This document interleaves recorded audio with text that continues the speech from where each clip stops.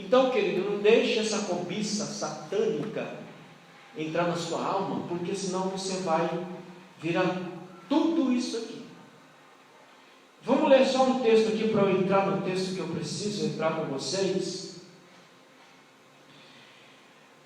Esse sentimento, irmãos, de cobiça, de inveja, ele é o motor das guerras. Toda guerra, ela é instituída aqui, na cobiça e na inveja. Abra em Tiago capítulo 4. Alguém aí, abra em Tiago capítulo 4.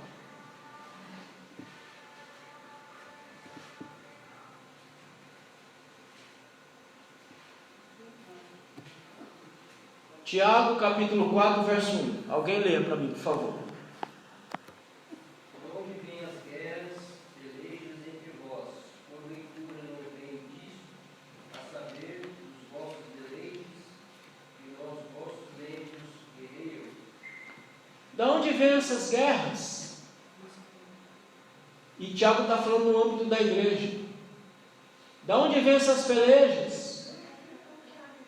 Não são pelos seus desejos, não são pelas suas cobiças. Então esse sentimento, ele é o motor de todas as guerras que o homem conhece até hoje. Qualquer guerra que você queira, a guerra militar, a guerra armada, a guerra ideológica, a guerra entre pessoa e pessoa, toda ela está calcada em cima da cobiça, em cima da inveja, que leva para esse caminho da batalha, para esse caminho da guerra. Tiago 4:1. Então que Deus nos ajude, nós obreiros, a não sermos nem cobiçosos e nem invejosos, porque aquilo que é nosso, aquilo que é seu, e aquilo que não é seu, e aquilo que não vai ser seu nunca. É só o que é seu, se contente só com o que é seu, em nome de Jesus. Amém, meus irmãos? Amém. Fique de pé, vamos fazer uma oração e vamos louvar o Senhor com o hino, para nós entrarmos aqui no verso 34 agora, em nome de Jesus. Amém? Vem aqui, presbítero Ronaldo, faz essa oração aqui. Versículo 34, onde nós paramos, e o verso 33, só para dar entendimento, a partir do verso 34, diz assim: de ninguém cobicei a prata, nem o ouro, nem o vestuário.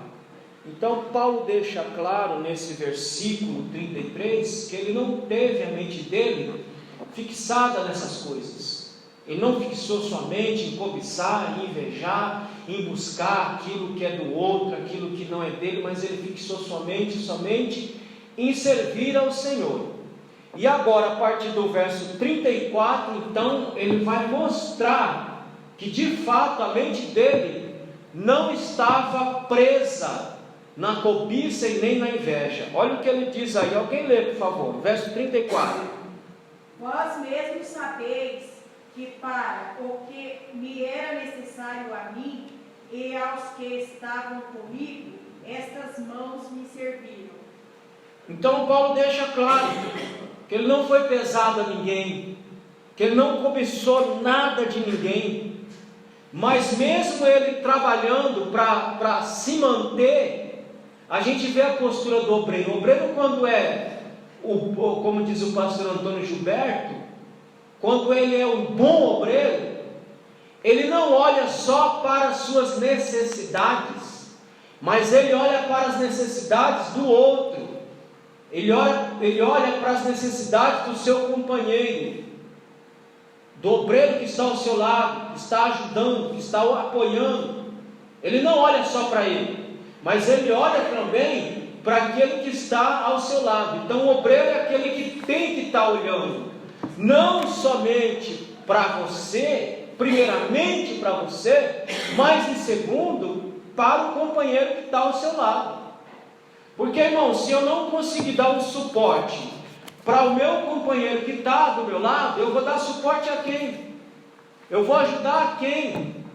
Eu vou evangelizar a quem? Eu vou pregar para quem? Se eu não consigo dar suporte nem para aquele que está ao meu lado. Então Paulo deixa claro nesse verso: eu não cuidei só de mim, eu não provi só para mim, mas eu provi também para os meus companheiros que estavam comigo nessa batalha, nessa luta diária. Verso 35. Alguém lê?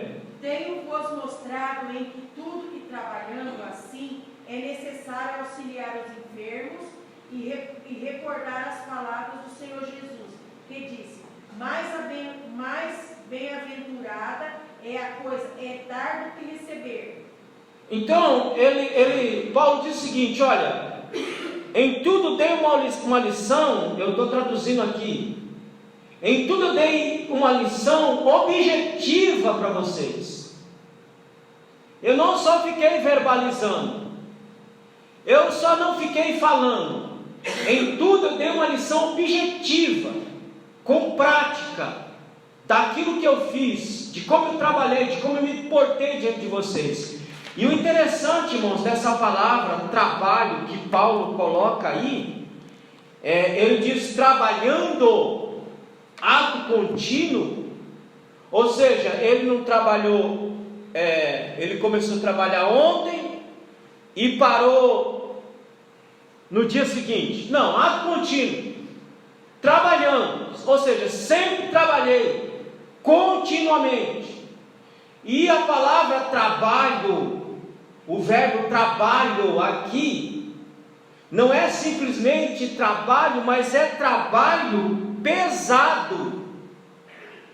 E além de ser trabalho pesado, trabalho cansativo. Paulo está dizendo que eu trabalhei pesado, até me cansei para prover para mim, para os meus companheiros, mas não fui pesado a ninguém. Irmãos, tem muitos pastores, obreiros que eu não chamo, que são um bando de urubu dos infernos. O cara só vem se você pagar a quantia alta, elevada. Olha, tudo que eu estou falando aqui, verbalizando para vocês, eu recebi de graça isso aqui. De graça, Deus me deu de graça, de bandeja. Quando Ele me chamou para o ministério do ensino da palavra, Ele não me cobrou: Paulo, eu vou te dar o ministério da palavra, do ensino, mas vou te cobrar R$1 milhão. Não, Ele simplesmente veio e disse: tome, é teu, é para você trabalhar, é para você usar, então use. Então eu não posso agora querer jogar uma carga pesada em cima dos irmãos que me chamam. Eu digo: amanhã eu vou, mas eu quero R$1.000. Eu quero 3 mil, como tem muito vagabundo por aí, cobrando 10, 20, 30, 50 mil, pelando as igrejas para pregar. Paulo diz: não, eu trabalhei pesado, eu até me cansei, mas não fui pesado a vocês, mas em todo tempo não deixei de anunciar o Evangelho, a palavra do Senhor a todos vocês. Então essa palavra ela tem sentido de um trabalho pesado, de um trabalho cansativo, mas que ele não deixou de fazer em nenhum tempo sequer. Ele diz: para socorrer aos meus irmãos. Além dessa palavra trabalho ter essa conotação de trabalho pesado e que produz cansaço, ela também traz o sentido de prender-se fortemente a algo. Aliás, a palavra socorrer, ela traz sentido de prender-se fortemente a algo. Então Paulo diz: eu trabalhei para socorrer os meus companheiros. Ele está dizendo que ele estava preso fortemente aos seus companheiros e que em todo tempo ele iria prover para os seus companheiros também. Irmão, olha como que a obra de Deus ela é feita. Por isso que a Bíblia ela é sábia, viu, irmão? Burros somos nós, ela é sábia. Ela diz que é bom sempre andar em quê? Nunca em um, em dois. Porque se um cansar, o outro dá o apoio. As Assembleias de Deus no Brasil foi fundada por 2 suecos, Gunnar Wingre e Daniel Berg. enquanto eu não vou me lembrar se era Daniel Berg ou Gunnar Wing que trabalhava e outro fazia o seminário. Mas esses dois, se eu não me engano, Daniel Berg trabalhava e Gunnar Wing fazia seminário.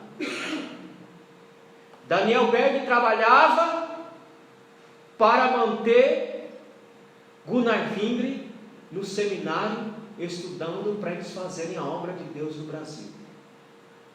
Olha, irmão, o que é o obreiro companheiro? O obreiro que olha para o seu companheiro. Está cansado? Está desanimado? Ele está lá ombro a ombro para dar um apoio, para dar um suporte para esse obreiro. É o que Paulo está dizendo. A ideia parece que os companheiros dele não estavam trabalhando. Pode até ser, mas Paulo se preocupou em trabalhar, em construir tenda para poder dar suporte aos seus companheiros, dar suporte à igreja do Senhor. Então a palavra socorro, ela tem essa ideia de estar fortemente preso, fortemente agarrado a outro. E ele diz nesse texto que nós temos que estar sempre ou do lado daquele que sofre, daquele que padece, daquele que tem necessidade, porque eles precisam de nós. Eu não posso ver aquele caído à beira do caminho passar de largo, como fez o levita e o sacerdote. Eu tenho que ser aquele samaritano que, vendo lá, passando, vendo no caminho caído, foi lá, socorreu e deu o suporte. Esse é o bom obreiro que Deus espera que nós sejamos. Esta ação de ajudar só pode ser feita se de fato as palavras de Jesus estiverem em nós. Eu só posso estar fortemente preso a alguém, eu só posso socorrer alguém se de fato as palavras de Jesus estiverem impregnadas em mim, de fato. Aí então eu vou fazer aquilo que o apóstolo Paulo diz. Os irmãos entendem por que eu peguei o apóstolo Paulo? Eu poderia ter pegado Jesus, mas aí os irmãos não, mas Jesus, irmão, Jesus é Jesus. Mas irmão, vamos ler uma coisa interessante aqui. Abra comigo 1 Pedro capítulo 2, versículo 21. Vamos ver uma coisa aqui. Quem achou, leia para mim, por favor. 1 Pedro capítulo 2, verso 21. Porque para isto sois chamados, pois também Cristo padeceu por nós. Vamos por partes iguais, como diria Jack. Por partes iguais, calma lá. Porque para isto sois Chamados. para quê?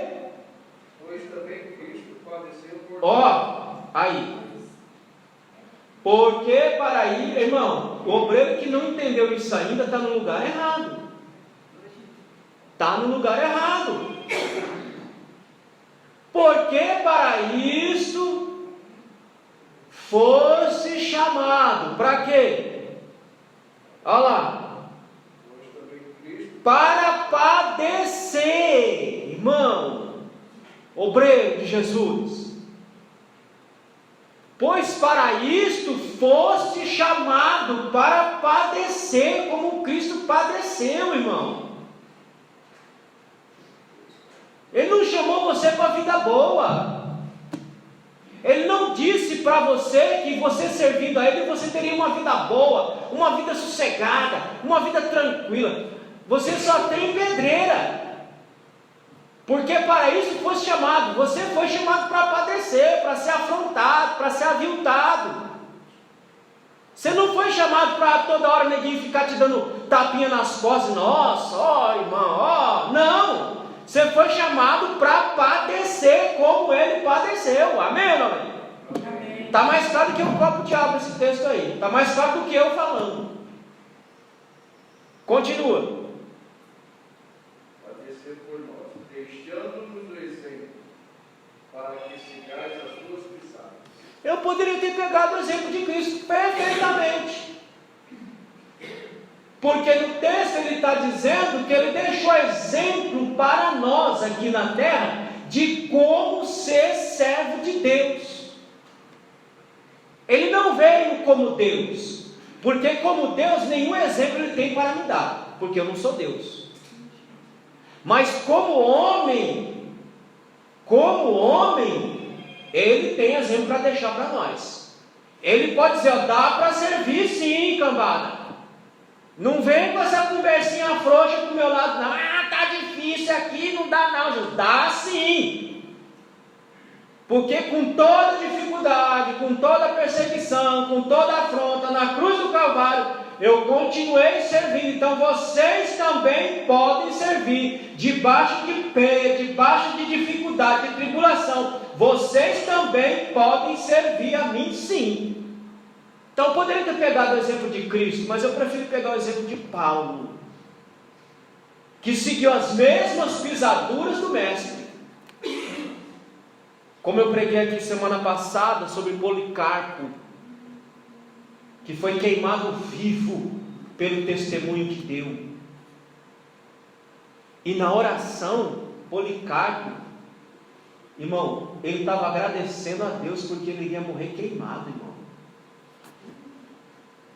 Agradecendo a Deus. Ele diz, Senhor, muito obrigado por o Senhor me achar digno desse momento. Que momento? Como vai morrer queimado? Mas Policarpo, Senhor, muito obrigado porque o Senhor me achou digno desse momento de morrer queimado, por dar testemunho ao seu respeito. Agora nós queremos facilidade. Pode vir, mas na maioria das vezes, irmão, vai vir dificuldade. Você pode pegar todos os homens da Bíblia, você pode pegar de capa a capa, de Gênesis a Apocalipse, você não vai achar nenhum deles que serviu na bonança. Quem quis servir na bonança não conseguiu. Todos esses homens serviram nas mais dificuldades difíceis da vida que foi imposta àqueles homens, mas eles estavam ali firmes, servindo, louvando, fazendo a obra do Senhor. Então, irmãos, é assim que nós vamos ser um bom obreiro, servindo a Deus, seguindo o exemplo do apóstolo Paulo. Mas eu só posso fazer isso se de fato a palavra estiver no meu coração, na minha alma. Porque se ela não tiver, eu vou fazer como muitos fazem: pega e larga, pega e larga, pega e larga, pega e larga. A palavra de Deus nunca entrou na vida desse homem, dessa mulher, nunca. Pega e larga, pega e larga, pega, nunca. A palavra de Deus entra na vida de um ser humano, e quando entra, ele vai até o fim. Ele vai até o fim, quando ele morre, ou quando ele está impossibilitado, que ele não tem mais jeito mesmo de fazer mais, que aí ele não pode fazer, mas até o momento que ele chegou ao momento da impossibilidade, ele continua fazendo. Ou por conta do arrebatamento do Senhor. Mas se a palavra entrou, ele faz, e ele faz como diz Paulo, ele faz com alegria. Amém, meus irmãos? Amém. Com alegria. Verso 36 de Atos, capítulo 20. E havendo dito isto pôs-se de joelhos e orou com todos eles. Agora preste atenção no verso 27, no verso 37, porque o 37 vai complementar o 36. 37. E levantou-se um grande pranto entre todos, e lançando-se ao pescoço de Paulo, o beijavam. Então o versículo 36 diz que ele, havendo dito isso, pôs-se de joelho e orou com todos eles. Agora o verso 37 complementa o verso 37. Diz o texto que foi produzido muitos lamentos em todos, e chorando sobre o pescoço de Paulo, e beijavam ele. Na Bíblia de vocês não está pescoço, mas é literalmente. Quem pôde se agarrar ao pescoço de Paulo se agarrou, e literalmente em rogo e choro, como que se não querendo deixar Paulo sair daquele abraço. Sabe aqueles abraços que você dá, que você não quer que termine nunca? Quem já deu esse tipo de abraço aqui na vida? Né? Aquele abraço que você parece, você não quer que aquele abraço termine nunca. Era esse abraço aqui. Eles não queriam que aquele abraço terminasse nunca, que Paulo não saísse dali. Eles como que queriam que prender Paulo ali, para Paulo não escapar dali, para Paulo não sair dali, para subir para Jerusalém e de lá partir para Roma, e de Roma partir para a glória. Eles não queriam isso, eles queriam Paulo. Irmão, olha o tamanho da consideração que esse homem tinha. Você não pode ser um obreiro que ninguém lhe suporta. Tem obreiro que você né? Tem obreiro que você dá graças a Deus quando some. Não. Você tem que ser o tipo de obreiro que o povo quer ficar perto, que o povo quer ouvir, que o povo quer estar junto, que o povo quer estar ali perto. Não é o tipo de obreiro que o povo não quer ficar perto, não. É o tipo de obreiro que o povo quer ficar perto. Quer falar, quer conversar, quer orar, quer receber oração. É esse tipo de obreiro que tem que ser.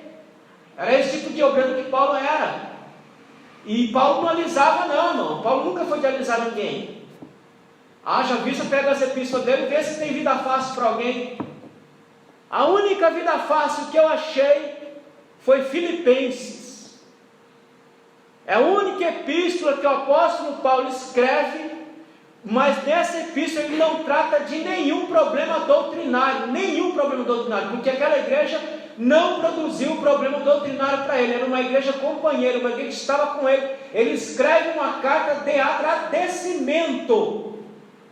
Vamos ler Filipenses, capítulo 1, só o capítulo 1. Filipenses no capítulo de número 1. Olha só, capítulo 1, versículo 3, olha o que diz Paulo: dou graças ao meu Deus todas as vezes que me lembro de quem? Paulo sentia alegria de lembrar da igreja de Filipe,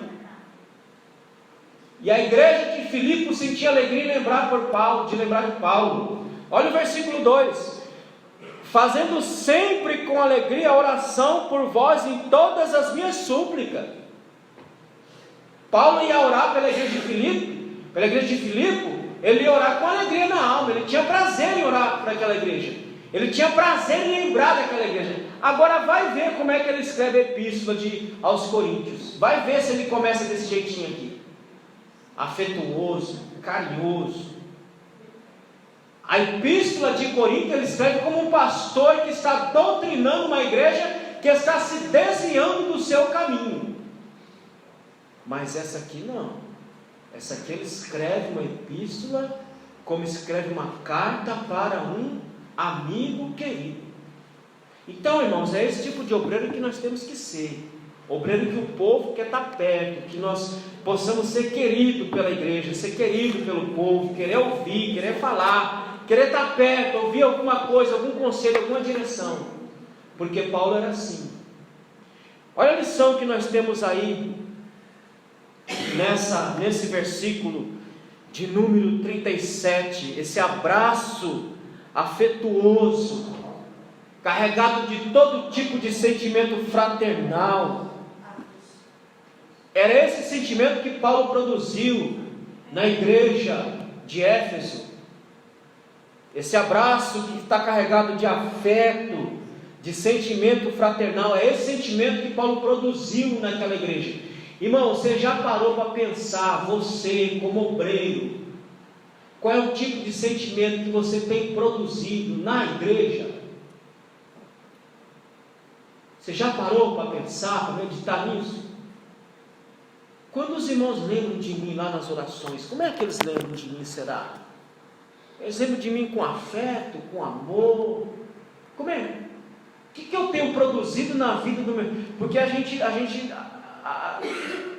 nós temos que nos preocupar com o que nós vamos produzir nos outros, irmãos. Nós temos que nos preocupar com isso, porque Paulo se preocupava com isso. Qual é o tipo de sentimento que eu vou produzir no meu companheiro? Qual é o tipo de sentimento que eu vou produzir na igreja? Nós como obreiro, qual é o tipo de sentimento que nós estamos produzindo no meio da igreja? A igreja se alegra, a igreja está feliz, a igreja está satisfeita. Como? Como é que está essa igreja?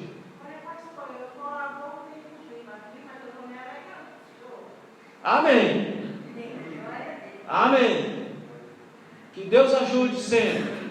Então, qual é a resposta, irmão? Você tem que se preocupar com isso aí. Você não pode ser obreiro chato. Não sabe, irmão? Eu prefiro, eu gosto de ouvir gente que tem conhecimento profundo, mas que fale simples, claro.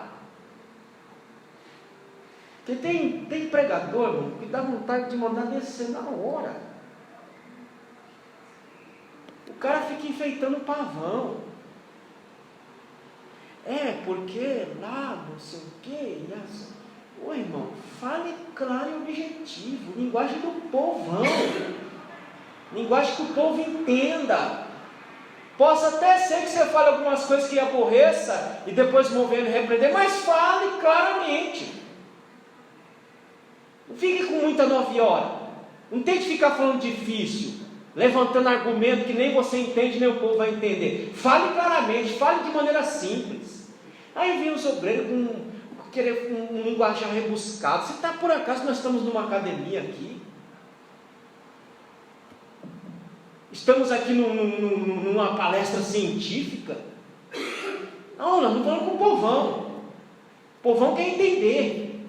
O povão quer saber o que está escrito, quer compreender. Para isso tem que falar de maneira clara, de maneira objetiva, direta, para o povão entender, nem que você choque.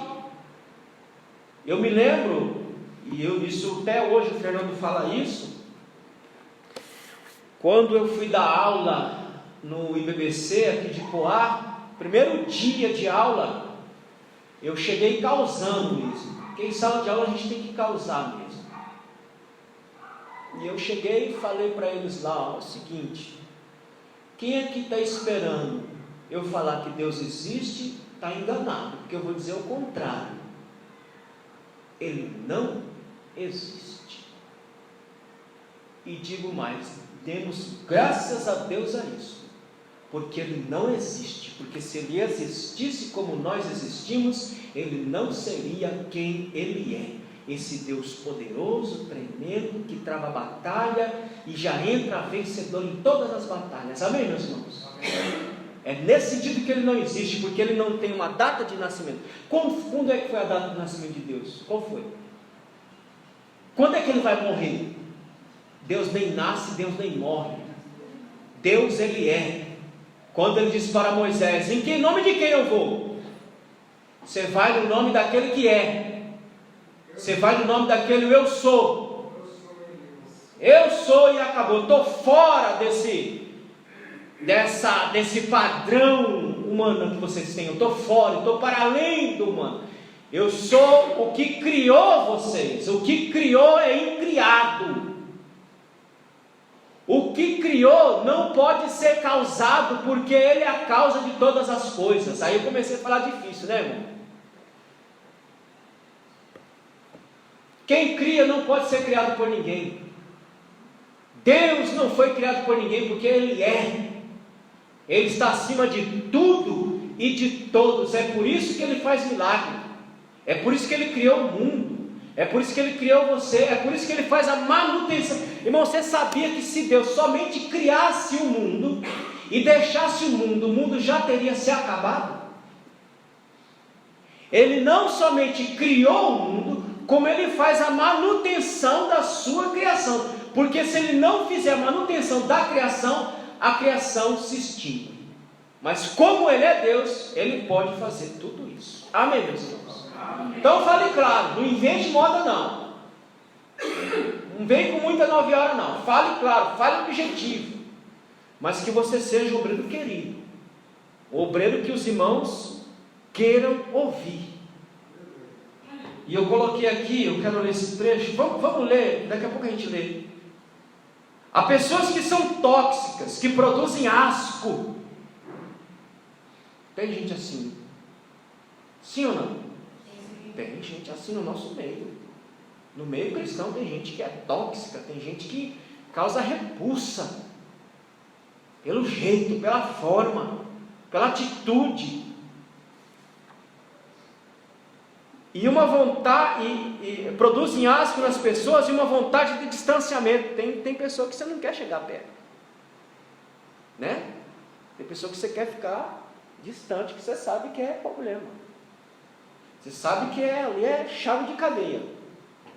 Então você quer ficar distante. Não, você não pode ser esse tipo de obreiro, não. Você tem que ser o tipo de obreiro que a pessoa quer ficar perto de você, ouvir você. Veja como você tem se portado diante das pessoas. Há pessoas que se preocupam em ter boa postura diante de Deus. Aí está o problema. Nós nos preocupamos em ter postura diante de Deus e diante dos outros não. Diante de Deus eu procuro ter uma postura, mas diante das pessoas não, eu não estou nem aí. Meu negócio não é com as pessoas, meu negócio é com Deus. Mas olha só o que João diz.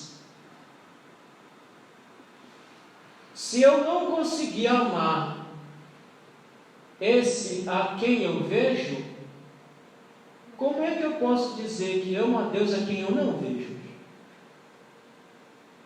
Se eu não consigo ter uma postura digna diante desses que eu vejo, como é que eu vou ter uma postura digna diante daquele que eu não vejo? Então tem muita gente que se preocupa em se mostrar para Deus e os demais. Não, irmão, eu tenho que me preocupar com tudo. Eu tenho que me preocupar em ter uma postura digna diante dos homens e diante de Deus. Porque se eu não conseguir ter uma postura digna diante dos homens, que é a criação, imagem, Senhor Deus, como é que eu vou ter uma postura digna diante do Senhor?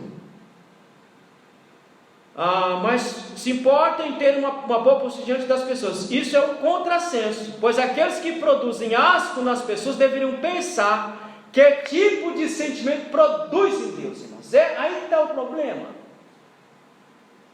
Esses indivíduos que são uns tojos, que causam asco no outro, que causa repulso ao ponto de querer distanciamento. Como é que Deus enxerga essas pessoas, irmãos? Como é que os irmãos acham que Deus enxerga essas pessoas? Essas pessoas que produzem asco, que produzem distanciamento. Como é que você acha que Deus enxerga essas pessoas? Como? Vamos para a Bíblia? A Bíblia responde. Olha no Apocalipse capítulo 3, versículo 16. A resposta está lá. Se essas pessoas produzem asco em nós, e nós queremos distanciamento delas, olha o que elas produzem em relação a Deus. Leia. Assim, porque és morto, que não és frio nem quente, vomitar-te-ei da minha boca. Olha, irmão, está vendo que não é só se importar em relação a Deus, sua postura em relação a Deus, mas em relação ao seu semelhante? Porque se você não conseguir produzir bons sentimentos no seu semelhante, você também não vai produzir em Deus. Se você produzir asco, distanciamento das pessoas, você vai produzir o mesmo em Deus. A palavra vomitar aí, que é o que Deus faz com esse tipo de gente, é rejeitar com desgosto. Quando diz que Deus vomita ou joga para fora, diz que Ele está rejeitando esse tipo de gente com desgosto. Isso aqui é a mensagem para você pregar à noite lá. Que tipo de sentimento? O tipo de sentimento que eu produzo nos meus semelhantes, eu vou causar uma reação em Deus. Se eu produzir amor, bondade, misericórdia, é o que eu vou produzir em Deus em relação a mim. Se eu produzir lá asco, nojo, distanciamento, é o que eu vou produzir em Deus em relação a mim. Então eu tenho que parar e pensar como é meu comportamento, como é meu andamento, como é minha postura, porque isso vai determinar o meu tratamento, o tratamento de Deus em relação a mim. Não é só pensar, o meu negócio é com Deus, não é com o homem. Não, seu negócio é com Deus e é com o homem também. Diz um teólogo excomungado da Igreja Católica, Leonardo Boff, que ele diz que o caminho para se chegar a Deus passa pelo caminho dos homens. E há sentido nisso. Se eu não conseguir amar aquele que eu vejo, como é que eu vou dizer que eu amo aquele que eu não vejo? Se eu não conseguir perdoar aquele que eu vejo, como é que aquele que eu não vejo vai me perdoar? Não é a lógica da oração lá? Perdoa as minhas dívidas assim como eu perdoo os meus devedores. Se eu tenho alguma coisa contra alguém, eu tenho que deixar minha oferta ali para que eu seja perdoado também. Não é a lógica? Então eu tenho que me importar também com o que os outros estão pensando e o tipo de sentimento que eu estou produzindo nas pessoas também. Então a gente tem que parar e pensar se vale a pena nós agirmos dessa forma ou dessa maneira. E aí a gente encerra para nós orarmos. Verso 38. Alguém leia.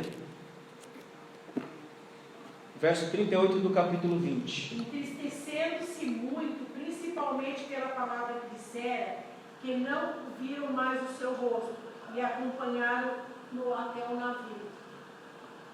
E aí, momento final da partida de Paulo, em que todos se entristecem, inclusive o próprio Paulo. Todos se entristecem pela partida do grande bandeirante dos gentios, aquele que, por meio dele, Cristo fez a palavra chegar aos confins da terra e chegar até aqui na nossa nação, no nosso Brasil. Então, querido, diante do que foi exposto no texto, fica claro para nós, se nós tivermos a mesma disposição de Paulo em servir a Deus e a sua igreja, o nosso trabalho será feito com motivações erradas e teremos resultado nada satisfatório. Se o meu trabalho não for as mesmas motivações que o apóstolo Paulo teve, o meu trabalho será insatisfatório e os resultados que eu vou ter serão insatisfatórios para mim, para a igreja e para Deus. Não deu ouvido ao nada, né? Não. E Mas ele estava firme no propósito de subir. E subiu.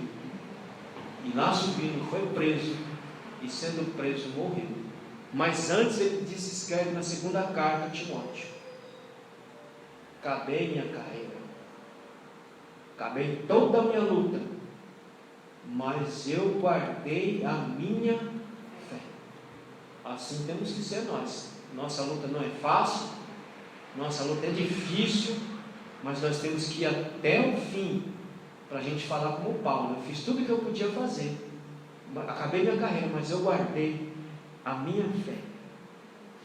Então, portanto, pergunte-se para você mesmo se realmente tem vocação para servir na obra de Deus como líder.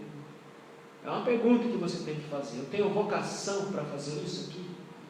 Eu realmente tenho chamado para fazer isso aqui que eu estou sendo chamado para fazer? Você tem que fazer isso.